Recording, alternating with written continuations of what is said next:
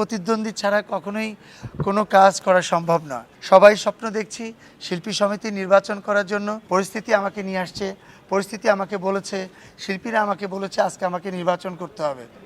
প্রত্যেকটা প্রার্থী নির্বাচনের আগে তার একটা স্বপ্ন থাকে, আর সে সবসময় চায় আস্তে আস্তে আস্তে আস্তে উপরে যায়। সেক্ষেত্রে আমি আমার 4বার নির্বাচন করেছি এর আগে। 4বারের ভিতরে আমি কার্যকরী পরিষদ, ইন্টারন্যাশনাল অ্যাফেয়ার্স, সাংগঠনিক সম্পাদক। সেক্ষেত্রে এবার চিন্তা করেছিলাম বড় একটা পোস্টে আমি নির্বাচন করব। বাট আমার যে কোনো কারণে আবার ইন্টারেস্ট হারিয়ে ফেলি।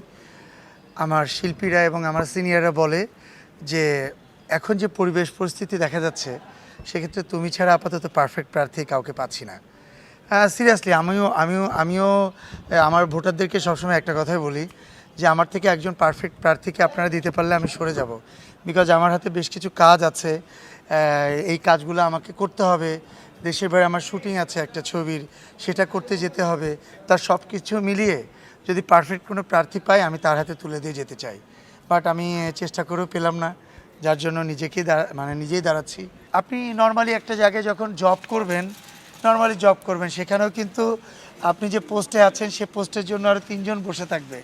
আপনি যদি ডিরেক্টর থাকেন, চিন্তা হবে যে তার পরবর্তী বছরে আরও 5 জন তারা পিছনে লেগে আছে, সে ডিরেক্টর হবে। তো সেই ক্ষেত্রে প্রতিদ্বন্দ্বী ছাড়া কখনোই কোনো কাজ করা সম্ভব নয়।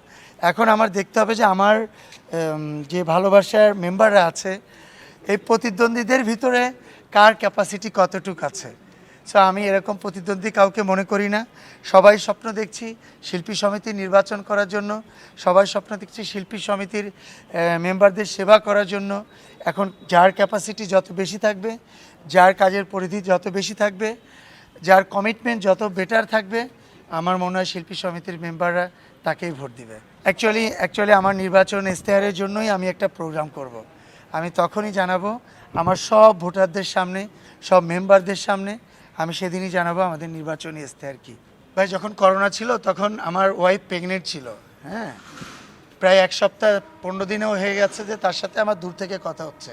আমি 12টায় রাতে বাসায় ঢুকছি, সকাল 10টা-11টার সময় আমি বাসা থেকে বের হয়েছি। আমার ওয়াইফ কখন অসুস্থ হয়ে যাবে, আমার ভিতরে কোনো ভাইরাস আসলো কি না, কনফিউশনের থেকে আমি কখনো কথাও বলি নাই। তখন জানতাম না আজকে কিন্তু আমি নির্বাচন করবো, আজকে আমি সেক্রেটারি দাঁড়াবো। তখন কিন্তু পাগলের মতো আমি দৌড়াইছি কীভাবে আমার সমিতির মেম্বারদের জন্য কিছু খাবার অ্যারেঞ্জ করা যায়। সে খাবার ম্যানেজ করেছি, কারোর বাসায় পৌঁছে দিয়েছি, কাউকে এখান থেকে দিয়েছি। সো এরকম অনেক ঘটনা আমার লাইফে গেছে। কখনো চিন্তা করি নাই নির্বাচনে বা নির্বাচনের আগে। করোনা কি নির্বাচনের আগে ছিল না। সো আমি তখনও চিন্তা করি না আজকে আমি নির্বাচন করছি। পরিস্থিতি আমাকে নিয়ে আসছে, পরিস্থিতি আমাকে বলেছে, শিল্পীরা আমাকে বলেছে আজকে আমাকে নির্বাচন করতে হবে। সেক্ষেত্রে আমি এটা কখনোই দেখি না। আমার রাতের অন্ধকারে যদি আমার একজন শিল্পী সে অসুবিধায় পড়ে, আমি সেখানে দৌড়ে যাই। আর মিজান ভাইয়ের ব্যাপারটা আমি ইউটিউবে দেখেছি, তারা কেউ আমাকে ফোন করে নাই, আমার সঙ্গে তাদের কারো যোগাযোগ ছিল না। আমি যখন ইউটিউবে দেখলাম তখন আমার মনে হলো যে আমি একটু যাই, আমি একটু গিয়ে তাদের সাথে অন্তত দেখা করে আসি। That's it. এবং তারপরে তার ছেলের সঙ্গে কথা হয়েছে কোন হসপিটালে ভর্তি করা যায়, আমি সেই চেষ্টা করছি। আমার মনে হয় গতবারের নির্বাচন নিয়ে এবারের নির্বাচন অনেক বেশি সুষ্ঠু, সুন্দর এবং স্বচ্ছ হবে। গতবারের নির্বাচনটা অনেক স্বচ্ছ ছিল, তারপরেও অনেকে আঙ্গুল তুলেছিল নির্বাচনটা নিয়ে। এবার মনে হচ্ছে আল্লাহ যদি সহায় থাকে, নির্বাচন বোর্ড অনেক স্ট্রং একটা বোর্ড, কারণ ইন্ডাস্ট্রির অনেক সম্মানজনক 3 জন ব্যক্তি, তাদেরকে নিয়ে এবার ভোট করা হয়েছে।